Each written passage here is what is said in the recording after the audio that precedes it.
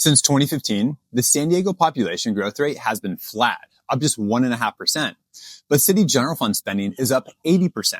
Why? The city of San Diego's budget situation is pretty bad and projected to get even worse in the coming years, but it's not due to a lack of revenue. Last video, I shared that the city took in a record $2.1 billion in general fund revenue, but still ran a $300 million deficit. So let's take a look at changes in spending and staffing over the past decade. Much of that 80% spending increase is driven by city staffing, with positions increasing from 6,900 to over 8,700, and most of that occurred in the past 4 years. In fact, non-public safety staffing has increased about 5.5 times faster than the city's population growth rate during that same time period. More staff means more salaries and benefits, but also higher pension costs. This past year, the city budgeted $360 million, more than 17% of all general fund tax revenue, just to cover retirement costs. Today, the average fully loaded City of San Diego employee costs taxpayers about $170,000 per year. The combination of all the additional staffing has created a structural deficit, averaging $240 million a year through 2029.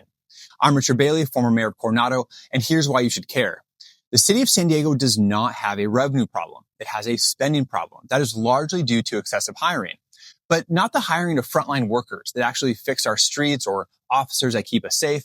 Most of the new hires are middle management or administrative jobs, some in positions in departments that were created in the past few years.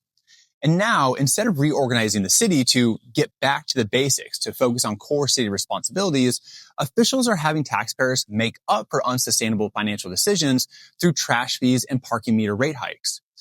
Nickeling and diming taxpayers won't be enough to cover the city's ongoing $240 million structural deficit, but it is enough to make San Diego less affordable.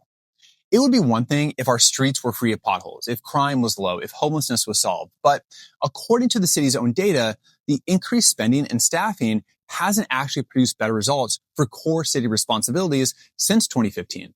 In fact, in many areas, performance has often gone worse. I'll show you what the city's own data has to say in key departments next. For more policy-oriented conversations, follow along.